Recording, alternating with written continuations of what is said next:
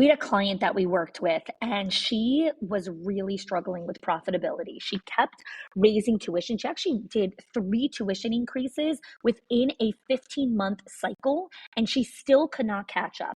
So I helped her work with our 6 money leaks in schools, and she only used 3 of the 6 money leaks and cut her expenses by 50%.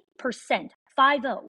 She did not fire anyone. She did not slash any of her programs, and she did not work more hours. Again, the 6 money leaks are not hacks or spreadsheets. These are patterns. They are small decisions that feel so normal that your school does, but they quietly drain your school's profit. So if you've ever wondered why you're working so hard, but still not seeing the return, this is your first step to clarity. Click the link in the show notes and find out what it's actually costing you.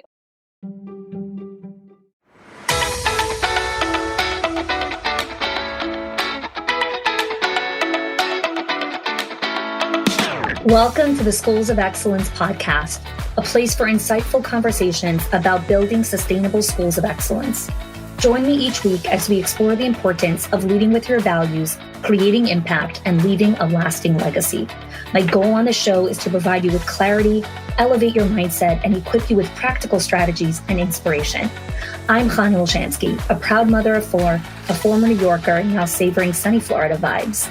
With a professional journey spanning 18 years across all levels of school leadership, I bring nuanced insight that delve into the intricate details of running a center, as well as the broader visionary aspects of leadership. Thank you for joining me for this conversation. Let's build a legacy of excellence together. Hello there. Welcome back. Today, we're going to be talking about how to coach staff when they're in a state of helplessness. So before we can even talk about how to coach staff when they're in a state of helplessness, I want to talk about how some of the things that happen that get staff to that place of helplessness in the first place. Because teaching staff can experience a lot of different feelings of helplessness due to a lot of different factors. So one of the biggest factors that kind of brings people into a state of helplessness is a high workload. So teachers often face very heavy workloads with a lot of responsibilities, including lesson planning and classroom management and parent meetings and children and all the things.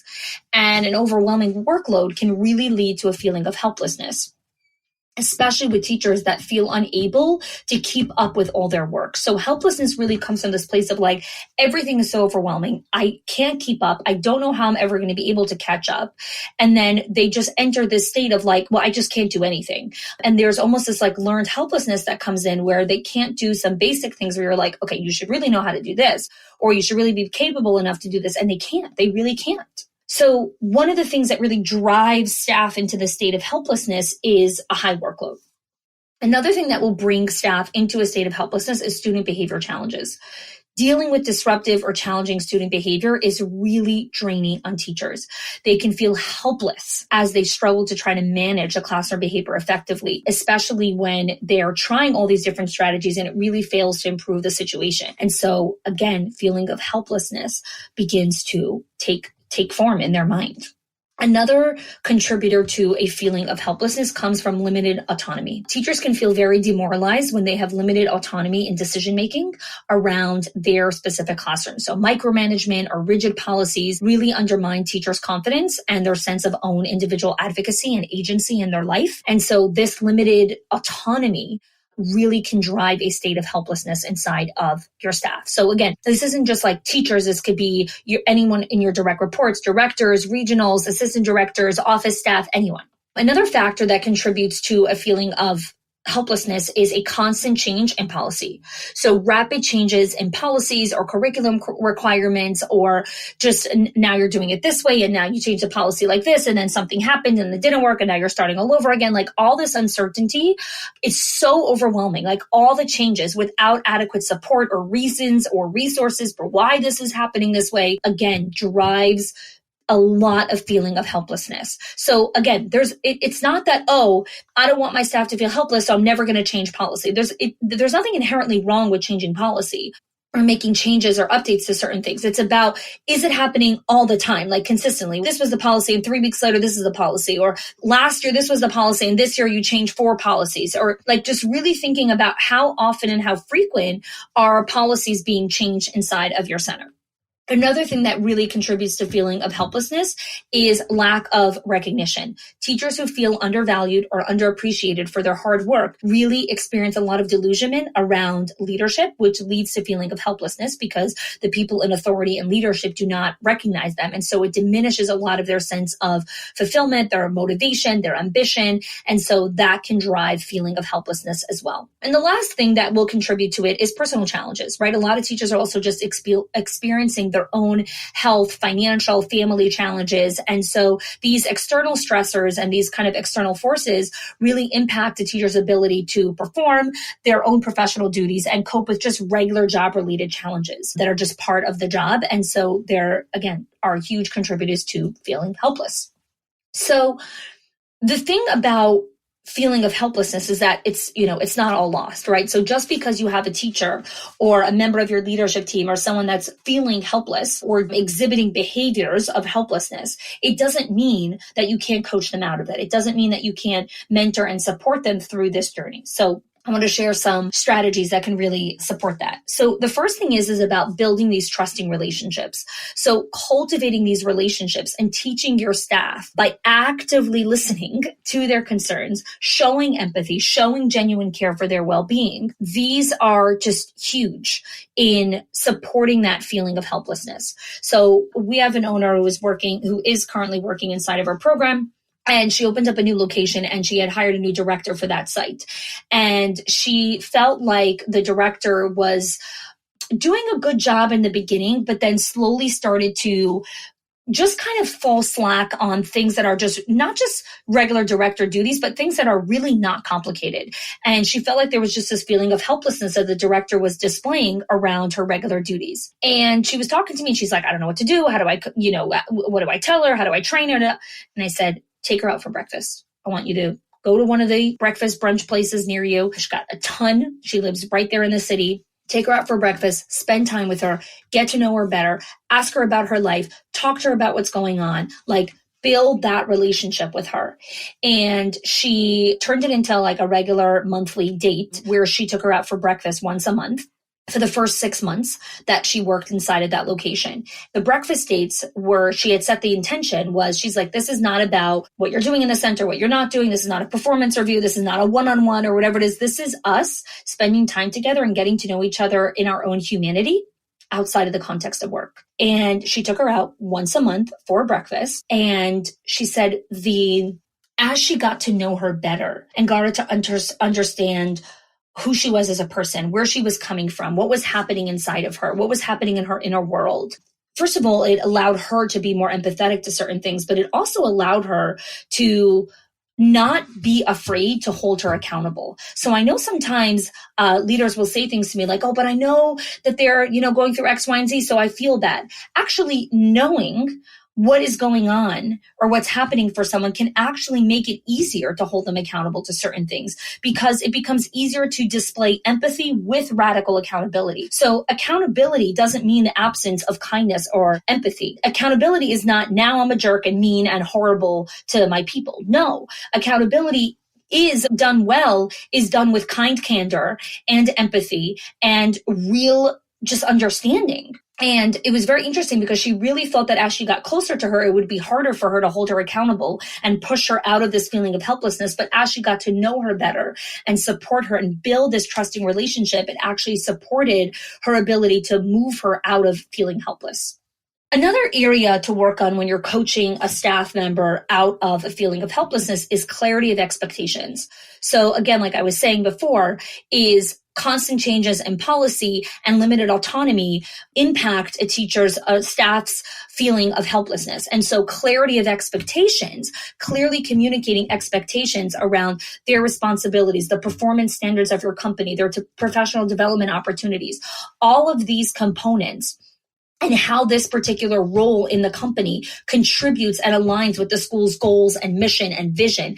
All of this together really creates a sense of purpose and direction, and it immediately removes that feeling of helplessness, because helplessness is driven by this fact of like, I don't have purpose, I don't have direction, I don't have meaning in my life, I don't know what I'm doing. And, everything is just so overwhelming. And so when you can anchor the person in that, which comes from a clarity of expectation, a clarity of their role, you remove the feeling of helplessness. Now you've empowered the person. How else can you coach a staff member through a feeling of helplessness? So another area to look at is offering professional development opportunities. So professional development that is tailored to this particular staff member's needs and interests. Please do not send someone to a conference or sign them up for a training because you're like, oh, they're feeling helpless. Bam, let's send them to this conference in the middle of nowhere where there's lots of other teachers and it'll be great for her and, she'll get to collaborate with everyone. If she is massively introverted and is probably going to stay in her hotel room half the time, and even if she comes to one of the seminars, she'll probably sit in the back and exit the second the session's over, you're not helping the needs that she actually has, which is she needs to build relationships with other people, right? We have to understand the individual needs and interests of our staff before we offer professional development. But professional development shows the teacher that you're invested in them. And again, when someone feels like they matter and they are valued and they're respected, which is when you invest in them, their feeling of helplessness starts to, disappear. How else do you help teachers move through feelings of helplessness? Celebrating successes. So creating the definition of success for this particular teacher in this season and acknowledging their hard work, their dedication, their achievements, whether that's publicly or privately, depending on how they want to be acknowledged. Again, we have this as part of our gratitude matrix and our teacher's language of appreciation. This is something that we teach our clients to do when they first join the Schools of Excellence membership. We walk them through how to define success with a particular teacher, and then also walking them through understanding what this teacher's language of appreciation is, so that when they need to be appreciated and when you want to celebrate success with them, you're actually doing it in a way that feels good for them. Celebrating successes reinforces ownership and pride in a teacher's work. When you feel ownership and pride, you are not going to feel helpless. Lastly, model ownership, right? So leading by example, by demonstrating ownership and accountability in your role as a leader and showing your commitment, taking responsibility for your actions, for your decisions, and demonstrating your willingness to learn and grow. Like, this is how you inspire staff to take ownership of their own professional practices and contribute to the school. It was really interesting. I had a couple of owners who were struggling with a few of their leaders who were demonstrating, it wasn't so much of a lack of helplessness, but it was more just a brick wall around just being more vulnerable and more honest. And they just couldn't get through to them. And the owners kept coming on to calls with me and messaging me like, how do I do this? How do I help them? How do I support them? And every single time I would tell them the same thing. I'm like, you need to model this. I know you want your team to be more vulnerable and share more and not show this level of like helplessness, but you're demonstrating that, right? You are not showing a level of vulnerability with your team. And kind of only showing your team the highlight reels. How are they supposed to be able to connect with you? Because you're almost above human, because you're not sharing any mistakes or things that fall apart for you or something that's hard for you or something that you navigated. And the people want to connect to the humanity in us. And part of our shared humanity is that we make mistakes because we're flawed humans. And that helps people connect to, wow, you're such a real person. What makes a real person, right? Is it the fact that they are moving and breathing and their hands are moving and their eyes are moving and they can walk and talk? And like, is that what makes a quote unquote real person? Or is when people say you're a real person is, wow, I saw part of myself in you, right? I saw your humanity, which means I saw that you are flawed. And I also saw that you can have a real pulse and are in touch with the realities of the ground here. And so when we're talking about working with staff that are feeling helpless or in certain areas, it's recognizing our own humanity in that we also have areas in our life where we can feel helpless. And so even though you're looking at this teacher and you're thinking, my gosh, why do you feel helpless in a situation like this? It's so simple. Again, humanity, empathy, kind candor. There are areas in your life right now where if someone would ask you to do something, you would feel so helpless in that arena. And channel that feeling when you're model, like that's what it means to model ownership. Like channel that feeling when you're having that conversation and understanding how difficult it is for this person. And it doesn't mean that they cannot be taught it, and it doesn't mean they cannot move through it, and it doesn't mean you cannot coach them through it. But have the empathy and the grace as you help them navigate these challenges. So I want to invite you to look at your teacher roster or look at your direct reports or whatever it is. And I want you to pick one or two people that you want to have a new conversation with them about pushing them to the next level, about elevating them out of their state of helplessness. Pick one or two people, whether if you're driving or, doing something else right now, maybe pause, come back to this podcast episode when you can look at your teacher roster or your, leadership team's roster and pick one or two people and say, this is the area that I want to directly coach them and mentor them and move them through this state of helplessness. And if you're listening to this and you're like, I would love to do that. I need help having that conversation. I'm not sure where to begin. I'm not sure how to, even what to talk about. I'm not sure, there's so many areas where they feel helpless. Where do I start? This is what coaching and mentoring is about. This is what we do inside of the Schools of Excellence membership. This is how I support the leaders. This is how our success coaches and our dean of students really support our clients. This is what we specialize in coaching and navigating through these difficult kinds of conversations and coaching and mentoring your leadership teams. So if you're hearing this might be the sign for you to apply. Click the link in the show notes, and I'd love to have a conversation with you if it's a good fit. All right. Thanks so much for joining us. If you are loving the Schools of Excellence podcast and have gotten any value out of it for your school, I would love if you can do two things for me. One, subscribe to the show so you never miss an episode. And two, can you please leave us a review? Reviews help other school leaders know that this is the place to learn how to build a school of excellence. And I would be so grateful if you can do that for us. Your help and support makes this show to be able to be listened by the thousands of other school leaders all around the world. Thanks so much for listening, for giving us your time and attention each and every week. And I appreciate that you have joined us.